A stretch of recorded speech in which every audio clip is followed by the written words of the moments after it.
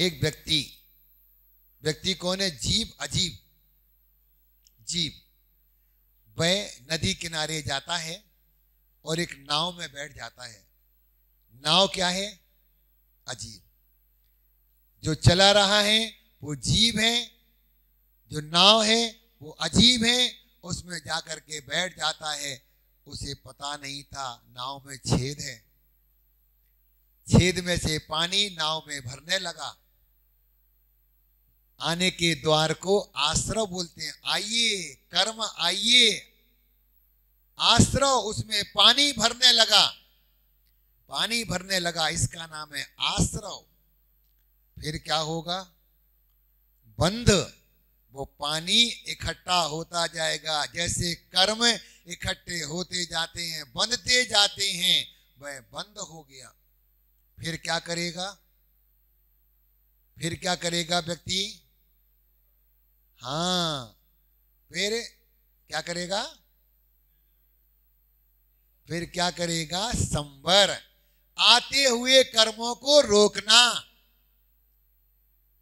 आते हुए व्यक्ति, आते हुए कर्मों को रोकना। क्या करेगा? जिस छेद में से पानी आ रहा था उसमें डांट लगा देगा।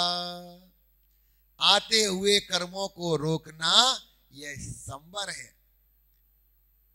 और मूर्ख व्यक्ति होता तो क्या करता? पानी आ रहा है तो पानी को उलीचना प्रारंभ कर देता। अरे बावड़े, पानी को पहले रोको, तब जाकर के पानी को उलीचो। उसने आते हुए कर्मों को पहले रोक दिया, उसके बाद में उसने पानी को उलीचना प्रारंभ किया, निकालना प्रारंभ किया। जब पानी आधा निकल गया तो इसका नाम है निर्जरा। कर्मों का एक देश झड़ना निर्जरा। और जब पानी पूरा खाली हो जाता है तो इसका मतलब है मोक्ष। इस 7 तत्वों का चिंतन करिए। कभी मन को चंचलता रोकना हो तो भगवान की भक्ति प्रारंभ कर दीजिए। नरेंद्रम फणेन्द्रम सुरेंद्रम वधीसम सतेन्द्रम सुपूजे भजेनाय शीसम मुनीन्द्रम गणेन्द्रम नमो जोड़ी हाथम नमो देव देवम सदा पार्श्वनाथम। पढ़ना प्रारंभ कर दीजिए, इससे भी मन की चंचलता रुक जाती है। अनावश्यक बातों से बचिए। चंचल मन को यदि सही रास्ते पर लगाना है, अनाप शनाप बातों को सुनना बंद कर दीजिए। किसकी, किससे, क्या है, कौन है, ये बातें छोड़ दीजिए। और निरंतर हाथ में माला लेकर के छोटी सी माला लगा लीजिए। ओम ह्रीम नमः, ओम ह्रीम नमः, ओम ह्रीम नमः, ओम ह्रीम नमः, ओम ह्रीम नमः। नहीं लग रहा मन, मत लगने दो। कम से कम वचन में तो चल रहा है, शरीर तो स्थिर हो गया। महाराज जी मन चंचल कैसे करें? मन चंचल नहीं होगा तो पहले क्या करना है?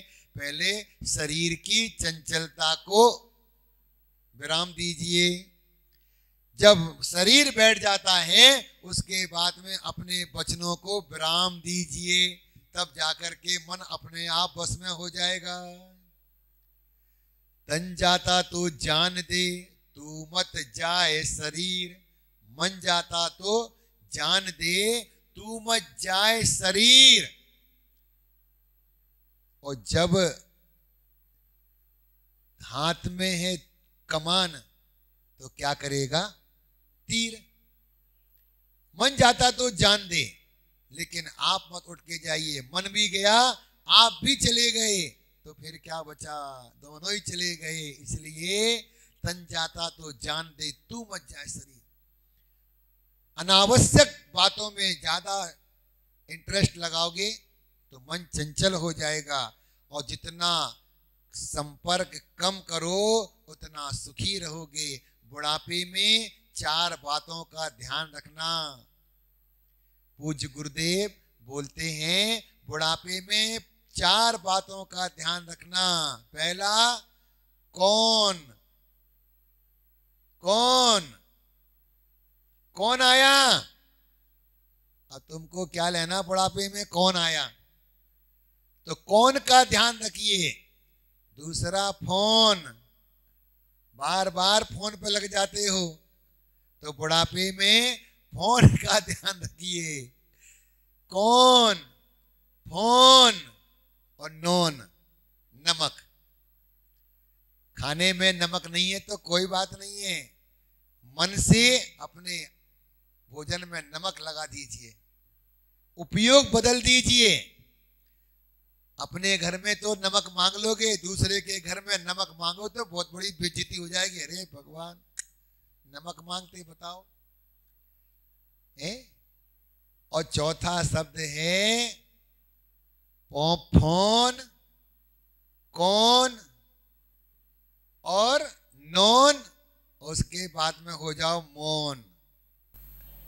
मौन रहोगे, मूर्ख व्यक्ति भी होशियार बन जाता है और बोलने से होशियार व्यक्ति भी मूर्ख बन जाता है। चार चीजों का ध्यान रखिए। एक बार की घटना, एक मुनि महाराज जी आहार कर रहे थे। सामने वाले कमरे में ही आचार्य विद्यासागर जी महाराज का आहार चल रहा था। व्यवस्था बिगड़ गई चौके की। वो महाराज जी ने सबको विचलित कर दिया। सब डरने लगे, भाई क्या बात हो गई। सब सकवे में रह गए, क्या हो गया, क्या हो गया। फिर बाद में पता चला कुछ नहीं हुआ, सब्जी में नमक नहीं था। सब्जी में नमक नहीं था। आचार्य जी ने भी आहार रोक लिया, भाई क्या बात हो गई, क्या बात हो गई।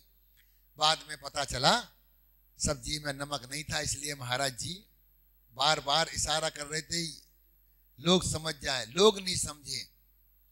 आचार्य श्री ने जब ईर्यापद के समय उन मुनि महाराज से पूछा, आपका आहार अच्छा हुआ? बोले हाँ ठीक ही हुआ। क्या हुआ?